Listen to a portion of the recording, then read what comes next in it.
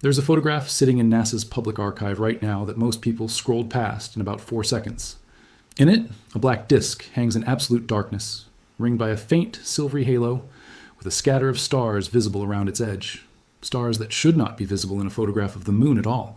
That photograph was taken by 4 human beings looking out the window of a spacecraft on the far side of the moon, with the sun completely blotted out above them. No human eye has watched a solar eclipse from that vantage point in over 50 years. No spacecraft carrying a living crew has traveled farther from Earth than the one that took this picture. No eclipse witnessed from the ground anywhere on the planet has ever come close to lasting as long as the one captured in this frame. Read that again. Not close. It is not a sunset. It is not a shadow crossing a crater. It is the sun itself vanishing behind the moon for the better part of an hour, while 4 astronauts on a 10-day test flight watch something the mission's own flight plan never fully described to them in advance. Stay with me, because what their cameras caught during that hour of total darkness says something bigger than just a pretty picture. It says something about what happens when you finally send people back to a place humanity left alone for half a century. If you're new here, this is where we take real missions, real spacecraft, and real data and walk through exactly what happened and why it matters. No filler, no fiction.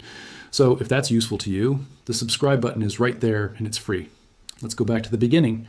To understand why this moment mattered, you have to understand what NASA was actually trying to prove with this flight, because the goal was never as simple as send astronauts to the moon. Nobody had flown a crew beyond low Earth orbit since December 1972, when the last Apollo astronauts left the lunar surface for the final time. In the decades since, every human being who has gone to space, every space shuttle crew, every international space station resident, every astronaut on every mission for 50-plus years has stayed within a few hundred kilometers of the Earth's surface, close enough that the planet still fills most of the sky outside the window. NASA's Artemis program exists to change that, but carefully in stages, the same way any organization rebuilds a capability it hasn't used in half a century. Before you land people on the moon again, you have to prove the ship that gets them there and back actually works, with people inside it under real conditions no computer simulation can fully replicate. That ship is called Orion, and Artemis Thick was its first crewed test. Not a landing, but a loop. Landing is a problem for a later mission entirely. This flight existed to answer a much narrower, much more foundational question. Can this specific spacecraft, with this specific life support system, this specific heat shield, and this specific crew capsule, actually keep 4 people alive through a trip that goes farther and lasts longer than anything NASA has attempted with a crew in more than half a century? 4 astronauts. NASA's Reed Wiseman as commander, Victor Glover as pilot, Christina Koch as mission specialist, and Canadian Space Agency astronaut Jeremy Hansen would launch atop NASA's Space Launch System rocket, fly out toward the moon, use its gravity to bend their path around the far side, and come straight back to Earth without ever entering lunar orbit or touching the surface. It's called a free return trajectory, and it's not a new idea. It's the same basic path that brought the Apollo 13 crew home safely in 1970 after an oxygen tank explosion crippled their spacecraft. What was new this time was the scale. Where Apollo 13's trajectory sent that crew to a maximum distance of about 248,655 miles from Earth, the Artemis II flight plan was designed to carry its crew even farther out, enough farther that the numbers alone would rewrite a record that had stood untouched for 56 years. It's worth sitting with why NASA designed the mission this cautiously in the first place, because none of it was excessive hand-wringing. Orion is a genuinely new spacecraft, built around a European-made service module that has never flown with a crew before, launched on a rocket, the Space Launch System, that had only ever flown once, uncrewed, back in November 2022 on the Artemis Y test flight. Putting 4 human lives on top of a rocket's second ever flight, riding inside a capsule's first ever crewed flight, is exactly the kind of decision that demands you prove every system works before you ask it to also support a moon landing. A free return trajectory is, in a very real sense, the safest possible way to test all of that for the first time. If anything goes catastrophically wrong with the spacecraft's engines partway through the mission, the same physics that would bring the crew home safely under normal circumstances still applies, because the trajectory was never dependent on a second engine burn to get them back. That is precisely the safety margin that mattered so much during Apollo 13, and NASA built Artemis II around the same principle deliberately, not by coincidence.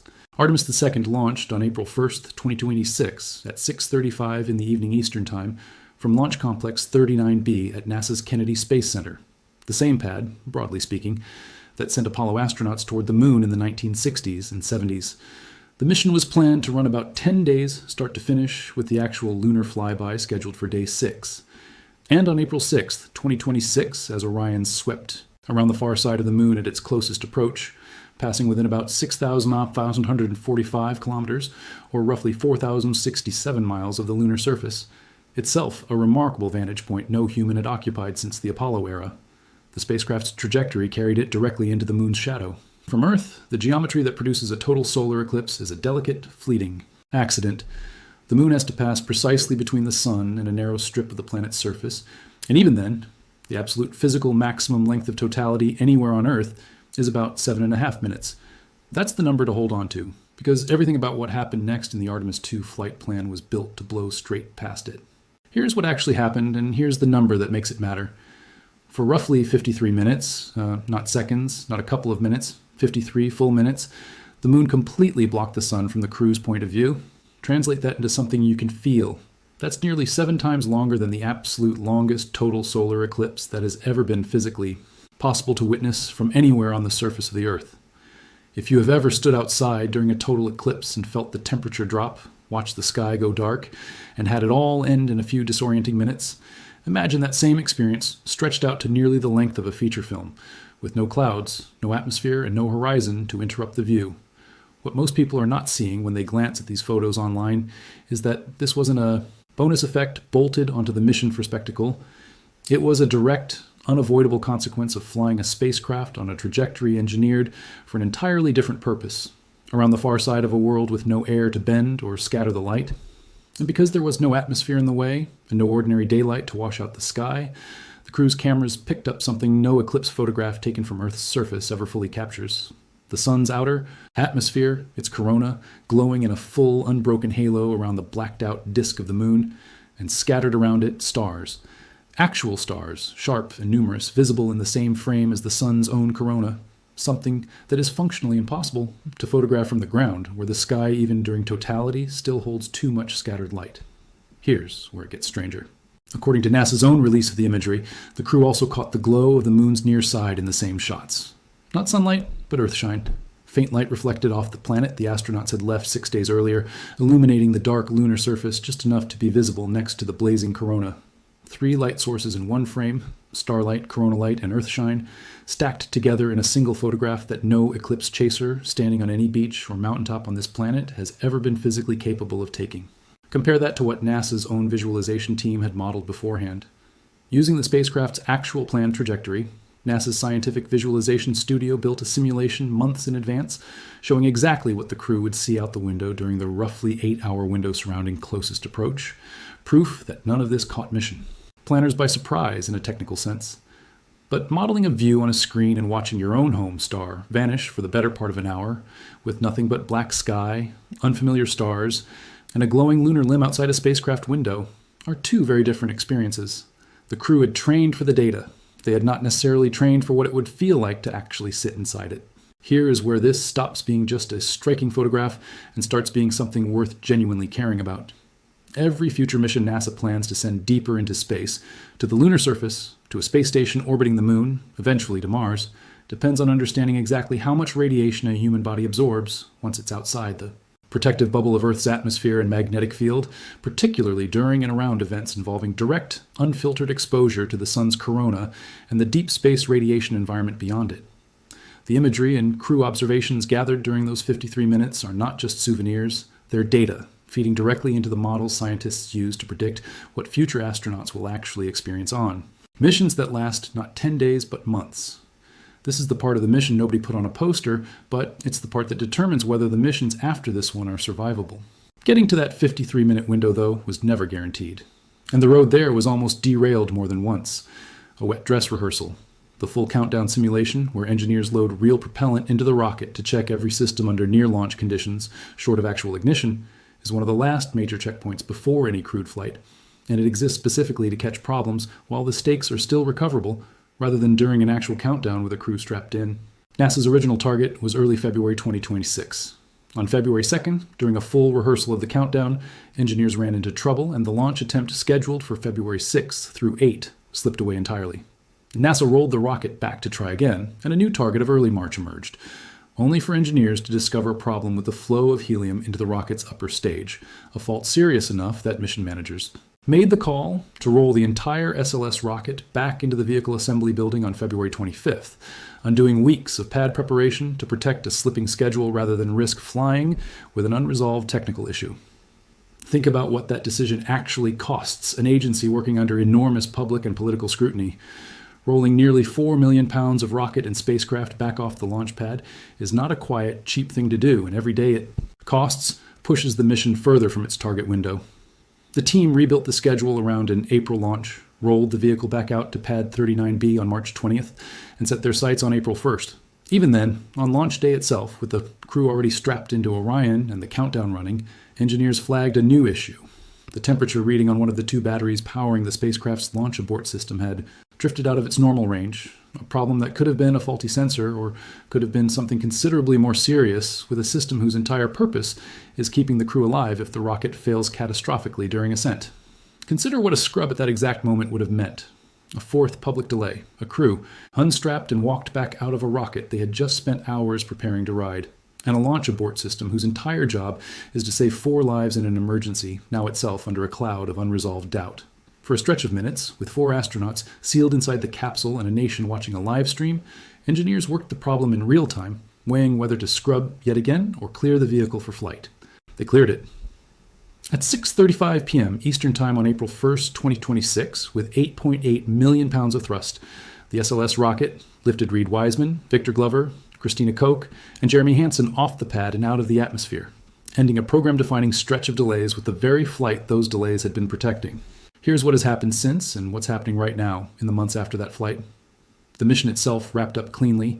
After the farside flyby and its unplanned hour of celestial spectacle, Orion swung back toward Earth. And on April 10th, 2026, the capsule splashed down in the Pacific Ocean off the coast of San Diego, closing out a roughly 10-day flight that NASA has since confirmed carried its crew to a maximum distance of 252,756 miles from Earth, breaking the 56-year-old distance record set by the Apollo 13 crew by more than 4,000 miles, and doing it while looking directly into a total solar eclipse no ground-based observer could ever witness the same way.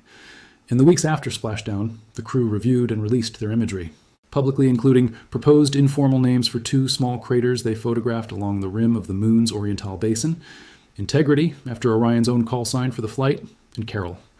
And on June 9th, 2026, at NASA's Johnson Space Center, the agency introduced the next crew in line, astronauts Andre Douglas, Luca Parmitano, Randy Bresnik, and Frank Rubio, who will fly Artemis III, a mission that, notably, will not go to the Moon at all.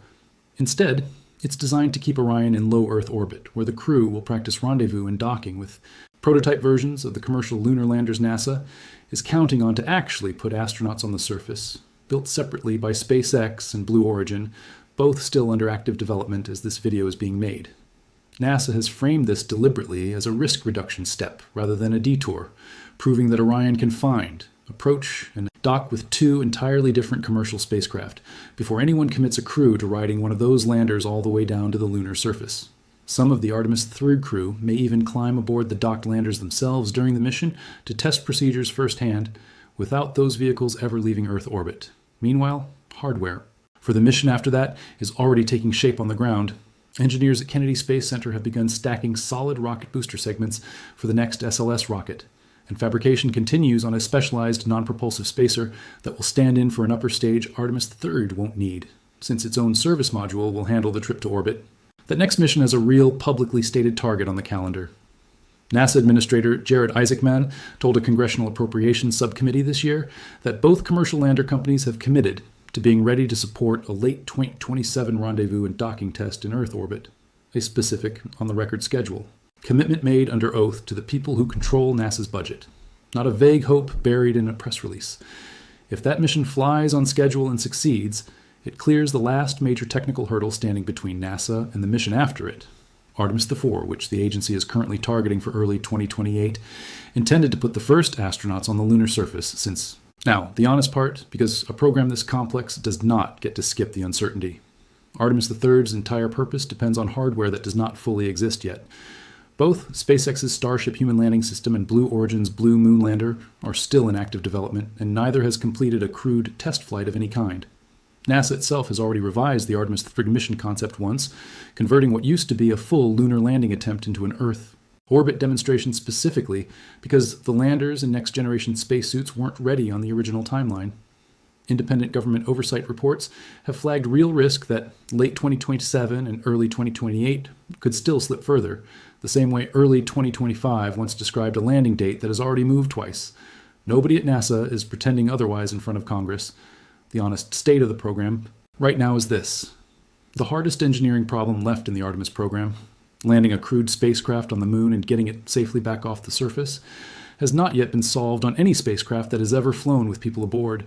And every date attached to that milestone is a target, not a guarantee.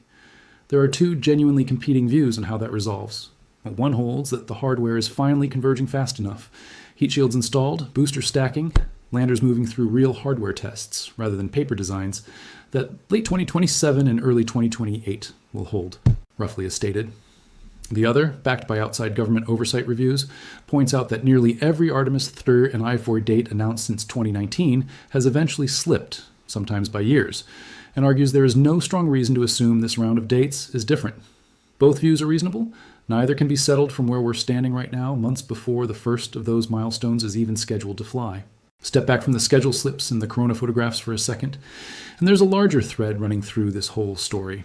53 minutes of darkness, 4 astronauts, one camera pointed at a sky that no human being on the ground could ever legally or physically witness the same way.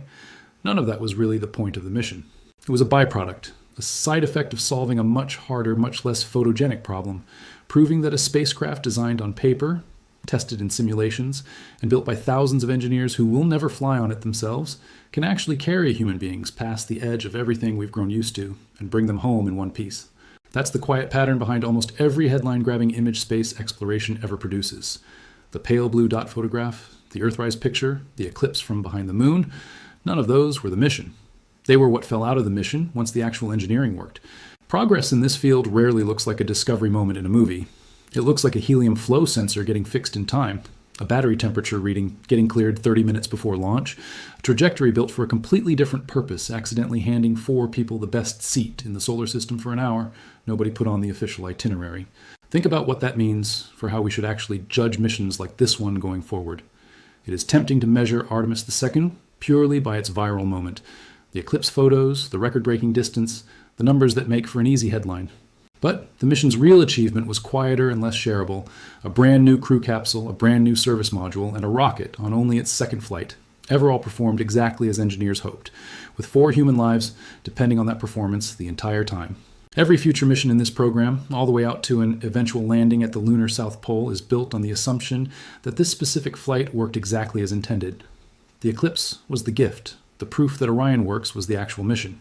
There's a detail buried in the crew's own description of that hour that is easy to miss. As the corona blazed around the blacked-out moon and stars appeared where none should have been visible, the near side of that same moon, the familiar face humanity has stared at since before written language existed, was glowing faintly too, lit not by the sun at all, but by reflected light bouncing off the Earth the crew had left behind 6 days earlier. Earth shine, falling on lunar rock, photographed by human eyes, looking back across almost 250,000 miles of empty space.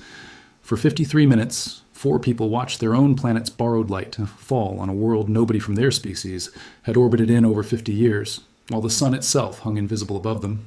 Then the eclipse ended, sunlight returned, and the spacecraft kept moving, already curving back toward home, carrying 4 people who had just spent the better part of an hour on the far side of the moon, watching their own planet's light fall on ground. No living human had orbited since before most of them were born. So here's everything in one breath.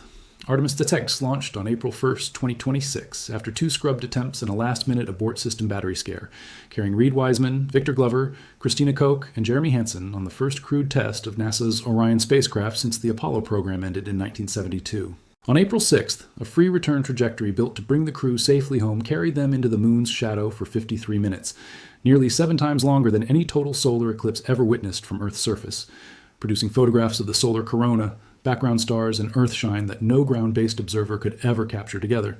The mission broke Apollo 13's 56-year-old distance record before splashing down safely on April 10th. And the next steps are already scheduled. An Earth orbit docking demonstration targeted for late 2027, followed by NASA's current target of early 2028 for the first crewed lunar landing since 1972, a date that depends entirely on lander hardware that has not yet flown a single person, and that has already shifted more than once since the program began. If you want to see whether that 2027 docking test and the 2028 landing attempt actually hold to schedule, subscribe and turn on notifications, because I'll be covering every milestone as it's confirmed. Here's a real question for you. Given everything you just heard about the delays, the scrubbed-in launches, and the unfinished landers, do you think NASA actually lands astronauts on the moon by 2028, or does that date slip again? Let me know in the comments. I read every single one.